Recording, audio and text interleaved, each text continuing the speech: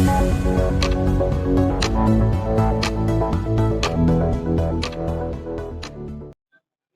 का आज 63वां दिन है और आज हाल में आज भी आप उपस्थित हुए हैं, क्या करना चाहते हैं? आराम क्यों नहीं करते?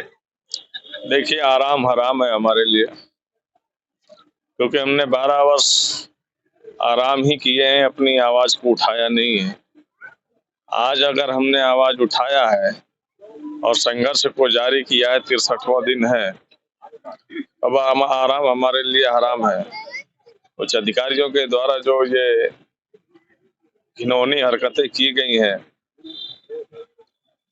तो इससे यह स्पष्ट हो रहा है कि कहीं ना कहीं हमारे संघर्ष को, हमारे धरना प्रदर्शन को असफल करने का प्रयास किया जा रहा है। हम दवा खाते हुए, आराम करते हुए, कुछ समय निकाल करके अपने कर्मचारी साथियों के बीच में संघर्ष को जारी रखे हैं और अगली रणनीति का ताना बाना बुनकर सोमवार से जो संघर्ष अब हमारा जारी होगा वो किसी दूसरे मोड़ पर जाएगा, क्योंकि ये अब समय सीमा बर्दाश्त से बाहर हो रहा है। इसके लिए भी हमने अपने कर्मचारी साथियों को रोका था, क्योंकि कर्मचारियों में एक बहुत बड़ा रोष था कि हम आज ही माननीय मुख्यमंत्री महोदय जी के यहाँ जाएंगे, हमारे साथ ऐसी घटनाएं की गई, हमारे परिवार को जान से मारने का प्रयास किया गया, जिससे कर्मचारियों में एक रोष बहुत है। हमने अपने कर्मचारी साथियों को समझाया है कि अभी रुक जाओ, 2-4 दिन हमें थोड़ा सा ठीक होने दो, उसके बाद हम लोग यहाँ से माननीय मुख्यमंत्री महोदय जी के यहाँ निकलने का प्रयास करेंगे और जाएंगे, अपना दर्द बताएंगे कि आखिरकार हम लोगों की गलती क्या है। हमने तो सिर्फ अपने हक और अधिकार मांगे हैं। जो ग्रेड पे 1300-1400 में जीवन यापन नहीं हो रहा है, अपने परिवार की जीविका को चलाने के लिए पुनरीक्षित वेतनमान का लाभ मिलना चाहिए हम लोगों को, 7वें वेतनमान का लाभ मिलना चाहिए। उन आश्रित परिवार को सेवा में लिया जाए। 173 परिवार को जो वेतन से 10% की कटौती की गई है, वो पैसा हमारे खातों में जमा कराया जाए, स्थायीकरण पत्र जारी किए जाए। इन धरने के दौरान जिन साथियों के साथ, हमारे साथ जो कार्रवाइयां की गई है उच्च अधिकारियों के द्वारा, निलंबित, नोएडा बादलपुर संबद्धीकरण, वेतन रोके गए हैं। माह दिसंबर का लगभग 300 कर्मचारियों का, माह जनवरी में लगभग 50 से 60 कर्मचारियों का पूरा वेतन रोक दिया गया है।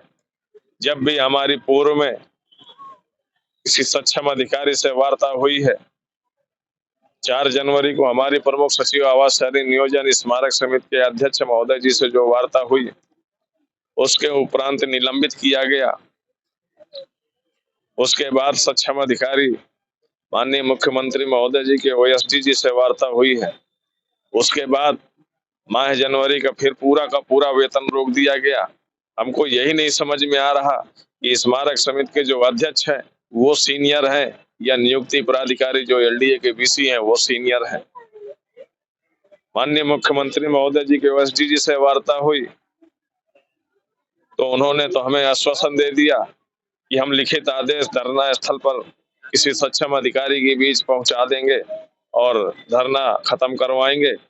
उसके वार्ता के उपरांत फिर 50 कर्मचारियों का पूरा वेतन रोक दिया गया माह जनवरी का। अब उनके परिवार की जीविकाएं कैसे चलेंगी, परिवार का भरण पोषण कैसे होगा, वो खाने की सामग्रियां कहाँ से आएंगी, मकान का किराया कहाँ से देगा, बच्चों की फीस कैसे जमा होगी। ये चाहते क्या है, कैसे किस प्रकार की अधिकारी हैं जो आप लोग, इन लोगों के अंदर डर नहीं है माननीय मुख्यमंत्री जी का। योगी जी जिधर देखते हैं उधर या तो खुशहाली ही आ जाती है और या तो फिर दुखाली होती है, चाहे वो इलाहाबाद का केस हो या जहां का भी हो। जिधर भी देखा है उन्होंने बिल्कुल साफ ही कर दिया है। तो हम चाहते हैं कि एक बार हमारे स्मारक समिति के उन उच्च अधिकारियों के तरफ भी देखा जाए जो 800 करोड़ का घोटाला किए बैठे हुए हैं। हम भी चाहते हैं कि माननीय मुख्यमंत्री महोदय जी का एक बार उनके घरों में भी बुलडोजर चलना चाहिए, जो इस 800 करोड़ के घोटाले में दोषी अधिकारी पाए जाते हैं, इनको जेल की काल कोठरियों में होना चाहिए। इनकी आय से अधिक संपत्तियों की जांच होनी चाहिए और स्मारक समिति के कर्मचारियों के साथ न्याय होना चाहिए। जो 12 वर्षों से जिन लाभों से वंचित रखा गया है, वो सारे के सारे लाभ हम हमारी मांगों को पूरा करते हुए हमारे धरना प्रदर्शन को खत्म करवाना चाहिए। क्या माना जाए कि सोमवार के बाद आप लोग सड़कों पर उतर सकते हैं? बिल्कुल उतर सकते हैं। अगर हमारी मांगों पर कुछ विचार करके शासनादेश नहीं निर्गत होते हैं तो सोमवार को हमारी अगली रणनीति तैयार होगी, क्योंकि हम भी अब थोड़ा बहुत स्वस्थ हो रहे हैं। समय निकाल करके अब अपने धरना स्थल पर कर्मचारियों के बीच आ रहे हैं। ज्यादा समय तो नहीं दे पा रहे हैं, लेकिन 1 घंटे 2 घंटे का समय दे रहे हैं आकर के। और सोमवार के बाद अगली रणनीति तैयार होगी, क्या करना है, कैसे करना है।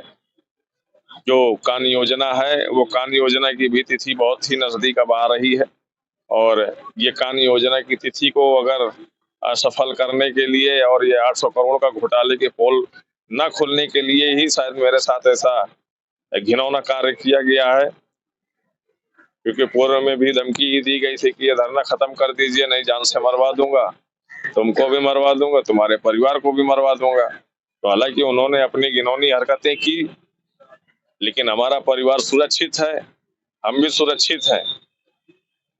तो इसका मतलब डराने का प्रयास किया जा रहा है। हम डरने वाले नहीं हैं। हम अपने अधिकारों को, मांगों को उसी अंदाज से मांगेंगे जिस अंदाज से हम इन 63 दिनों से मांगते चले आ रहे हैं।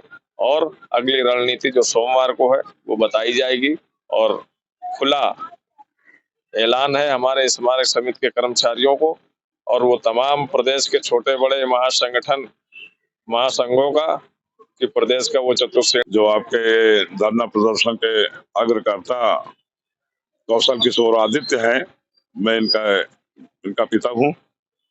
ये लोग इतने दिन से यहाँ पर अपने मांग को लेकर 12 सूत्री मांग को लेकर धरना प्रदर्शन कर रहे हैं, सरकार सुन नहीं रही है जी। और क्या संदेश देना चाहते हैं? संदेश हम यही देना चाहते हैं कि सरकार आज नहीं तो कल तो सुनेगी ही। ऐसा नहीं कि सरकार नहीं सुनेगी, सुनेगी सरकार। हो सकता है किसी कार्य में सरकार की व्यस्तता हो और उस व्यस्तता की वजह से सरकार न ध्यान दे रही हो, लेकिन ऐसा नहीं है।